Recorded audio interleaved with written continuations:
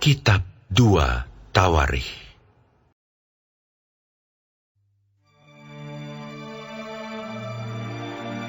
Azaria bin Oded dihinggapi roh Allah. Ia pergi menemui Asa dan berkata kepadanya, "Dengarlah kepadaku, Asa, dan seluruh Yehuda dan Benyamin. Tuhan beserta dengan kamu, bila mana kamu beserta dengan Dia. Bila mana kamu mencarinya, Ia berkenan ditemui olehmu. Tetapi bila mana kamu meninggalkannya, kamu akan ditinggalkannya. Lama sekali Israel tanpa Allah yang benar, tanpa ajaran daripada imam, dan tanpa hukum. Tetapi dalam kesesakan, mereka berbalik kepada Tuhan, Allah orang Israel.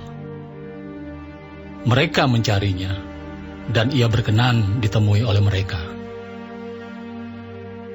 Pada zaman itu, tidak dapat orang pergi dan pulang dengan selamat, karena terdapat kekacauan yang besar di antara segenap penduduk daerah-daerah.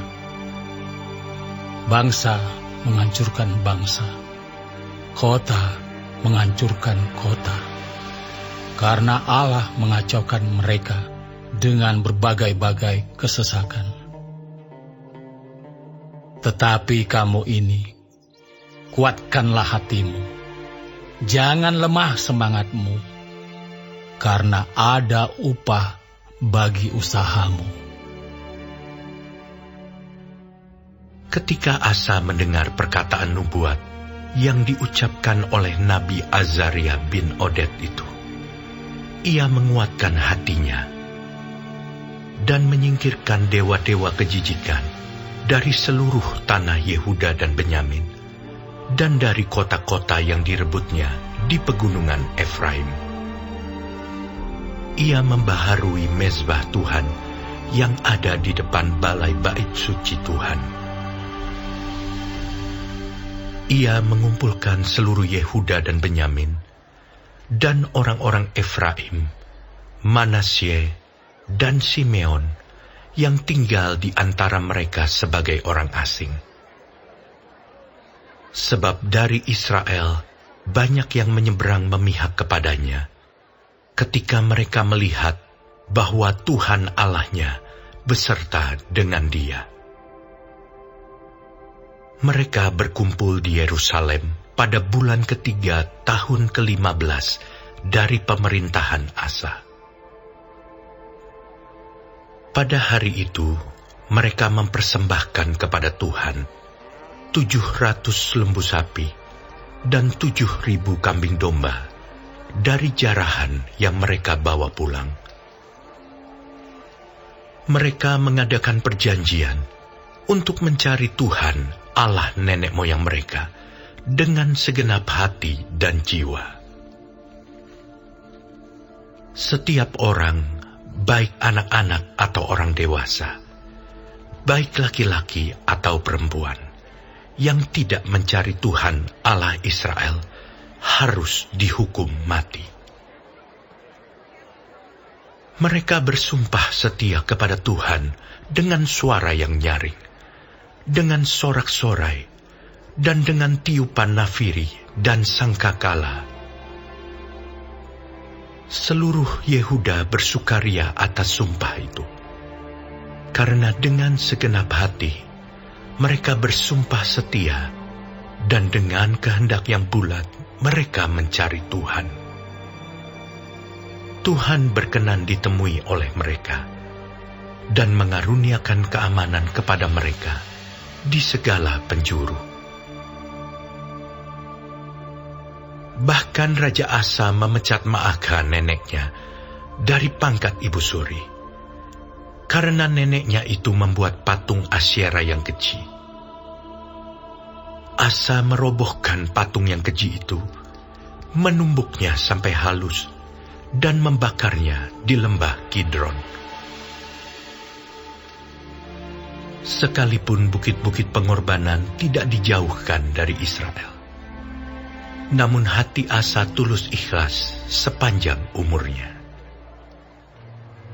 Ia membawa persembahan-persembahan kudus ayahnya dan persembahan-persembahan kudusnya sendiri ke rumah Allah, yakni emas dan perak, serta barang-barang lain. Tidak ada perang sampai pada tahun ke-35 pemerintahan Asa.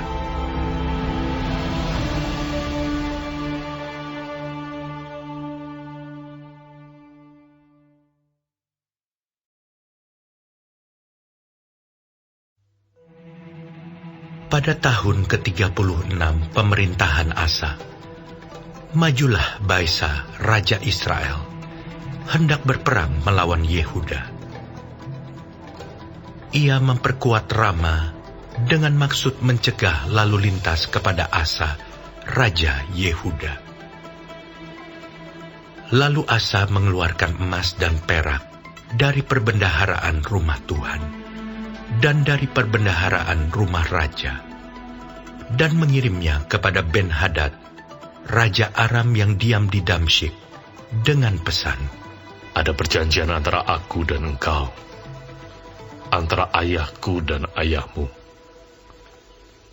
Ini kukirim emas dan perak kepadamu. Marilah, batalkanlah perjanjianmu dengan Baesa, Raja Israel, supaya ia undur daripadaku." Lalu Ben-Hadad mendengarkan permintaan Raja Asa. Ia menyuruh panglima-panglimanya menyerang kota-kota Israel. Dan mereka memukul kalah Iyon, dan Abel Maim, dan segala tempat perbekalan kota-kota di Naftali.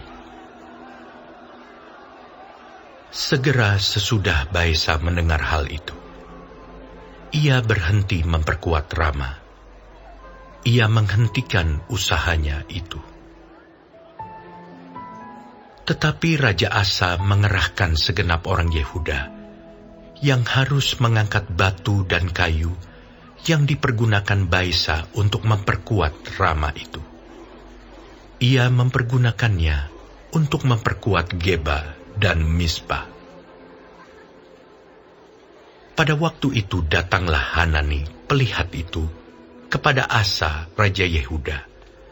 Katanya kepadanya, "Karena engkau bersandar kepada Raja Aram, dan tidak bersandar kepada Tuhan Allahmu, oleh karena itu, terluputlah tentara Raja Aram dari tanganmu. Bukankah tentara orang Ethiopia dan Libya besar jumlahnya? Kereta dan orang berkudanya sangat banyak. Namun Tuhan telah menyerahkan mereka ke dalam tanganmu, karena engkau bersandar kepadanya. Karena mata Tuhan menjelajah seluruh bumi, untuk melimpahkan kekuatannya kepada mereka yang bersungguh hati terhadap Dia. Dalam hal ini, engkau telah berlaku bodoh. Oleh sebab itu, mulai sekarang ini, engkau akan mengalami peperangan." Maka sakit hatilah Asa karena perkataan pelihat itu, sehingga ia memasukkannya ke dalam penjara, sebab memang ia sangat marah terhadap dia karena perkara itu. Pada waktu itu Asa menganiaya juga beberapa orang dari rakyat. Sesungguhnya riwayat Asa dari awal sampai akhir tertulis dalam kitab Raja-Raja Yehuda dan Israel. Pada tahun ke-39 pemerintahannya, Asa menderita sakit pada kakinya, yang kemudian menjadi semakin parah. Namun dalam kesakitannya itu, ia tidak mencari pertolongan Tuhan, tetapi pertolongan tabib-tabib. Kemudian Asa mendapat perhentian bersama-sama nenek moyangnya. Ia mati pada tahun ke-41 pemerintahannya, dan dikuburkan di kuburan yang telah digali baginya di kota Daud. Mereka membaringkannya di atas petiduran yang penuh dengan rempah-rempah, dan segala macam rempah-rempah campuran yang dicampur menurut cara pencampur rempah-rempah, lalu menyalakan api yang sangat besar untuk menghormatinya.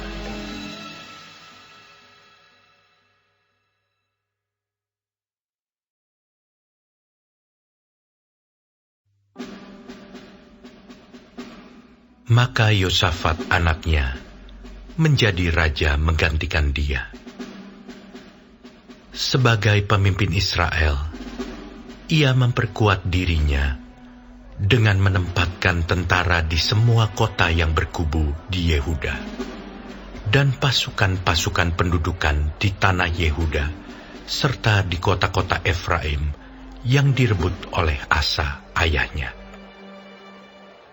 Dan Tuhan menyertai Yosafat, karena ia hidup mengikuti jejak yang dahulu dari Daud, bapa leluhurnya, dan tidak mencari Baal-Baal, melainkan mencari Allah ayahnya. Ia hidup menurut perintah-perintahnya, dan tidak berbuat seperti Israel. Oleh sebab itu, Tuhan mengokohkan kerajaan yang ada di bawah kekuasaannya.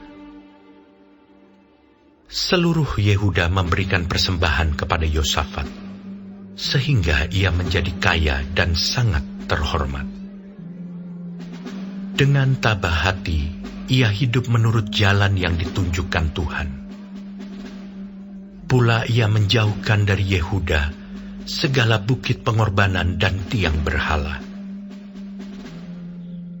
Pada tahun ketiga pemerintahannya, ia mengutus beberapa pembesarnya, yakni Ben-Hail, Obadjah, Zakaria, Netaneel, dan Mika, untuk mengajar di kota-kota Yehuda.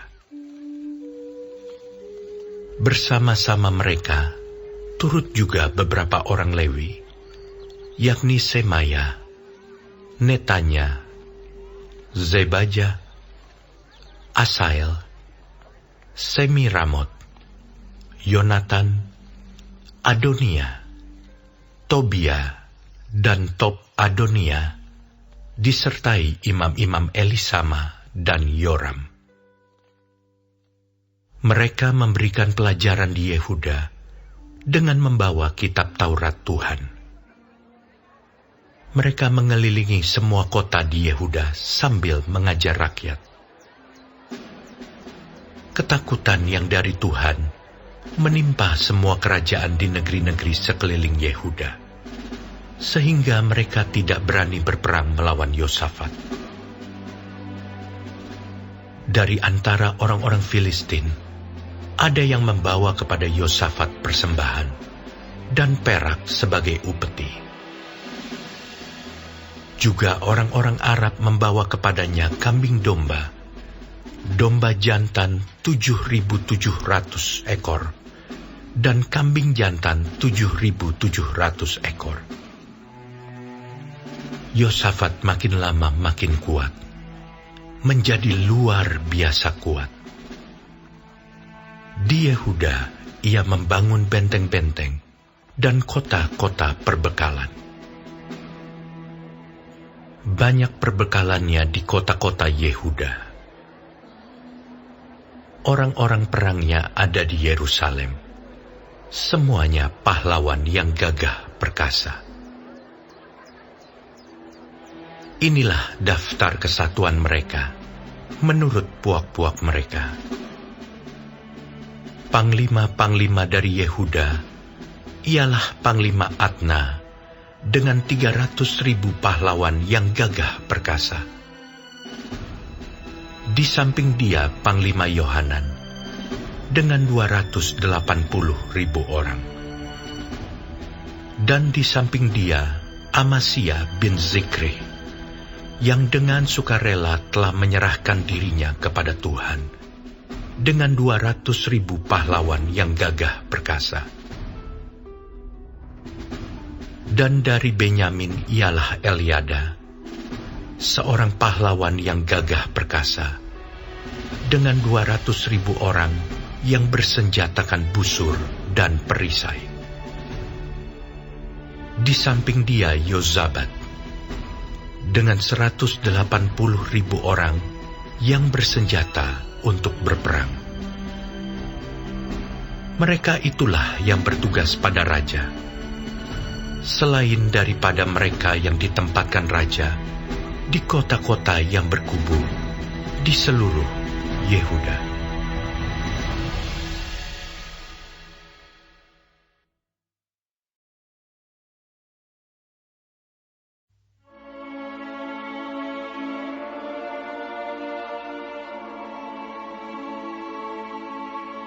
Ketika Yosafat kaya dan sangat terhormat, ia menjadi besan Ahab. Beberapa tahun kemudian, pergilah ia kepada Ahab di Samaria. Ahab menyembelih banyak kambing domba dan lembu sapi untuk dia dan rombongannya, dan mengajaknya untuk menyerang Ramot Gilead. Berkatalah Ahab raja Israel kepada Yosafat, raja Yehuda, "Maukah engkau pergi ke Ramot Gilead bersama-sama aku?" Jawabnya kepadanya, "Kita sama-sama, aku dan engkau, rakyatmu dan rakyatku. Aku akan bersama-sama engkau di dalam perang." Tetapi Yosafat berkata kepada raja Israel, "Baiklah, tanyakan dahulu firman Tuhan." Lalu raja Israel mengumpulkan para nabi, 400 orang banyaknya. Kemudian bertanyalah ia kepada mereka, "Apakah kami boleh pergi berperang melawan Ramot Gilead? Atau aku membatalkannya?" Jawab mereka, "Majulah, Allah akan menyerahkannya ke dalam tangan raja." Tetapi Yosafat bertanya, "Tidak adakah lagi di sini seorang nabi Tuhan, supaya dengan perantaranya kita dapat meminta petunjuk?" Jawab raja Israel kepada Yosafat, "Masih ada seorang lagi yang dengan perantaraannya dapat diminta petunjuk Tuhan. Tetapi aku membenci dia, sebab tidak pernah ia menubuatkan yang baik tentang aku, melainkan malah petaka. Orang itu ialah Mika bin Yimla." Kata Yosafat, "Janganlah raja berkata demikian." Kemudian raja Israel memanggil seorang pegawai istana. Katanya, "Jemputlah Mika bin Yimla dengan segera." Sementara raja Israel dan Yosafat raja Yehuda duduk masing-masing di atas tahtanya dengan pakaian kebesaran di suatu tempat pengirikan di depan pintu gerbang Samaria. Sedang semua nabi itu bernubuat di depan mereka. Maka Zedekia bin Kenaana membuat tanduk-tanduk besi, lalu berkata, "Beginilah firman Tuhan. Dengan ini, engkau akan menanduk Aram sampai engkau menghabiskan mereka." Juga semua nabi itu bernubuat demikian.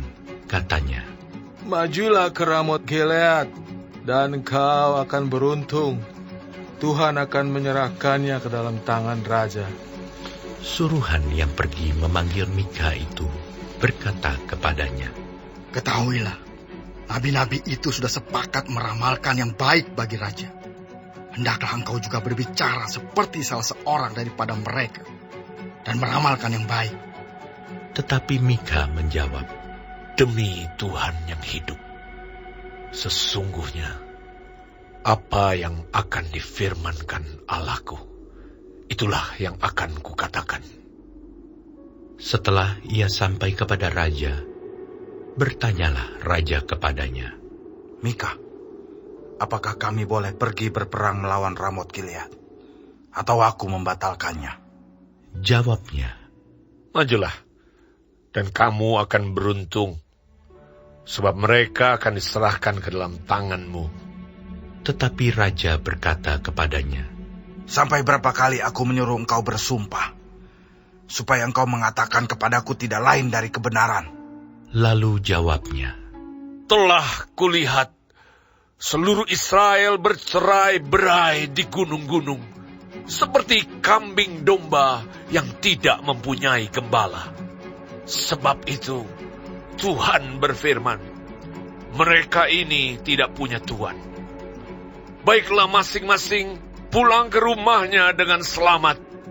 Kemudian Raja Israel berkata kepada Yosafat, bukankah telah kukatakan kepadamu, tidak pernah ia menubuatkan yang baik tentang aku, melainkan hanya malapetaka. Kata Mika, sebab itu, dengarkanlah firman Tuhan. Aku telah melihat Tuhan sedang duduk di atas tahtanya, dan segenap tentara sorga berdiri di sebelah kanannya dan di sebelah kirinya.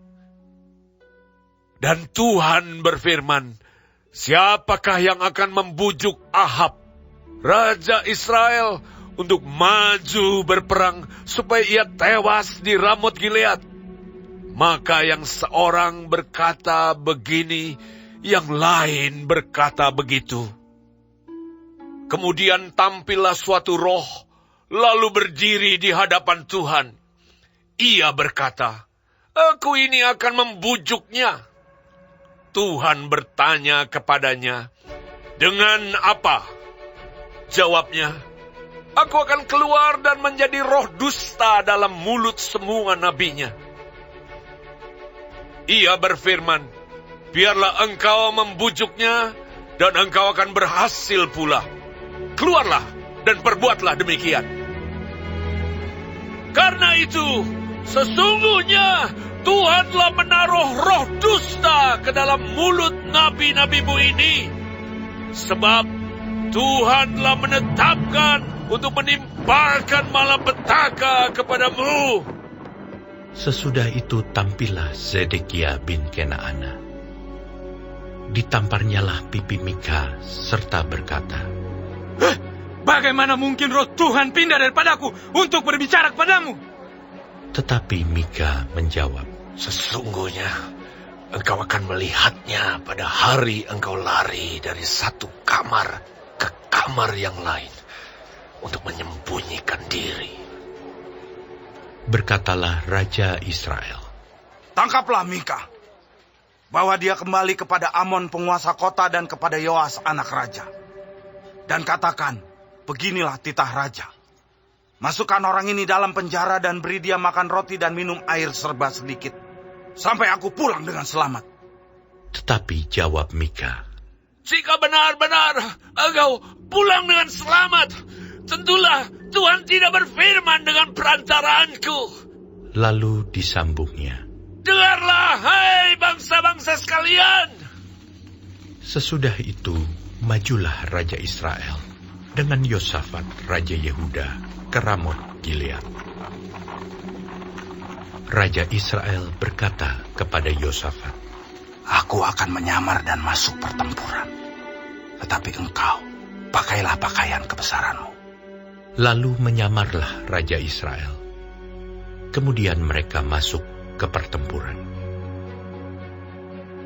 Adapun Raja Negeri Aram telah memberi perintah kepada para panglima pasukan keretanya demikian. Janganlah kamu berperang melawan sembarang orang, melainkan melawan Raja Israel saja. Segera sesudah para panglima pasukan kereta itu melihat Yosafat, mereka berkata, itu Raja Israel! Lalu mereka mengepung dia untuk menyerang dia. Tetapi Yosafat berteriak, dan Tuhan menolongnya. Allah membujuk mereka pergi daripadanya. Segera sesudah para panglima pasukan kereta itu melihat bahwa dia bukanlah Raja Israel, maka undurlah mereka daripadanya. Tetapi seseorang menarik panahnya dan menembak dengan sembarangan saja, dan mengenai Raja Israel di antara sambungan baju zirahnya. Kemudian ia berkata kepada pengemudi keretanya, putar, bawa aku keluar dari pertempuran, sebab aku sudah luka. Tetapi pertempuran itu bertambah seru pada hari itu. Dan Raja Israel tetap berdiri di dalam kereta, berhadapan dengan orang Aram itu sampai petang. Ia mati ketika matahari terbenam.